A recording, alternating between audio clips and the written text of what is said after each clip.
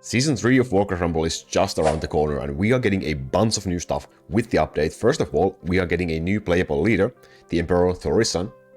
Yeah, this guy, he's joining us now. Also, we're getting a bunch of new PvP changes, which are bound to spice PvP things up a little bit.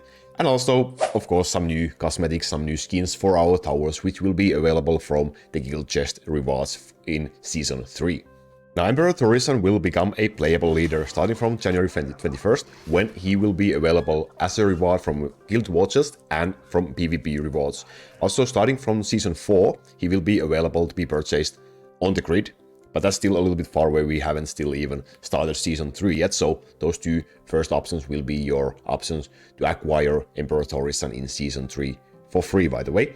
And he's a really interesting leader. He belongs to the Blackrock family. He costs 4 gold to play, and he's a melee type of unit, but he also has like this ranged attack as well. So once he attacks, he slams the ground in front of him, causing small area damage around the nearby enemies, and also he will target the farthest enemy with a ranged attack, and that attack will spawn a pillar of magma at the foot of that enemy, causing area damage and burning to the enemy and the nearby enemies as well. He cannot hit ranged flying enemies, but he can hit any ground type of enemy. So that's really interesting type of attack if you ask me. Like, he will be able to, while dealing damage to the front, to the enemies that are attacking him, he will also be able to take out those backline ranged attackers at the same time. And his leader ability is called the Fiery Weapon, which will allow your own units to apply burn when they deal physical damage.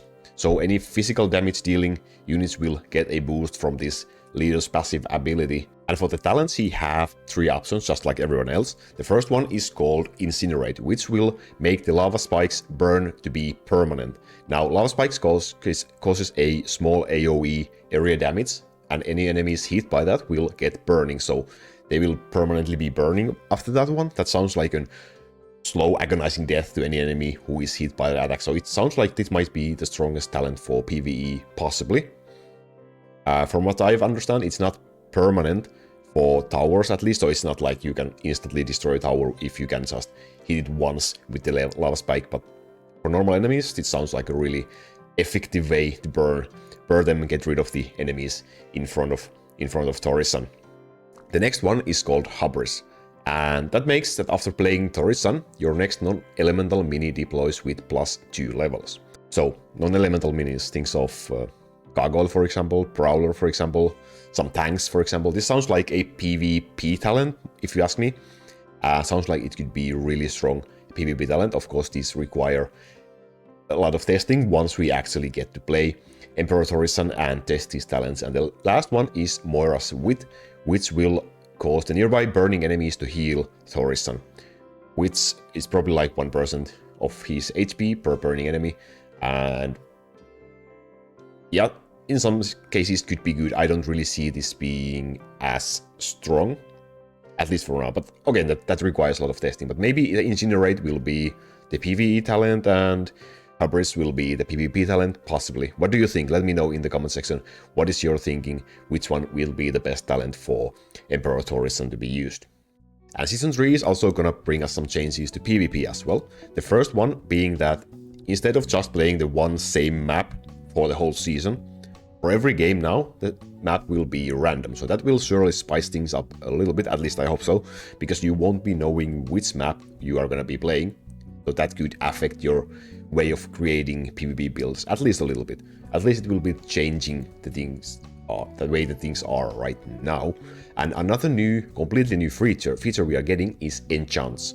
Now, Enchants will be like modifiers for PvP matches, and they can affect the game in various ways depending which enchant is in play. There's currently 5 being released right now. You can see them on the screen right now, and they are quite interesting, especially the collateral damage, which makes towers deal 20% damage to their owner's barracks when destroyed. It makes it more important to defend your towers as well, and not just your base barracks. And that sounds like a really interesting change to me, personally to me at least. That's like the most interesting. Of course, the stone bind as well. Towers will convert to smithing stones when destroyed, so taking out that enemy tower is gonna, well, permanently disable the tower. Of course, you won't be able to benefit from that either, but it will be just a meeting stone afterwards. That's also a really interesting way to spice things up, if you ask me. And then we have, of course, Ward, which is good old-fashioned brawl, which basically means no changes, no modifiers, I guess. So there's that as well. But those are what we are going to be getting right now. Which one do you think is the most interesting one? Let me know in the comment sections down below. And which one are you more interested, the PvP changes or the new leader we are getting? Personally, I think I'm more interested in Emperor Thaurissan as a new playable leader. But I'm loving all the changes we are getting right now. So let me know in the comment section. See you next time, my friends. Laku out.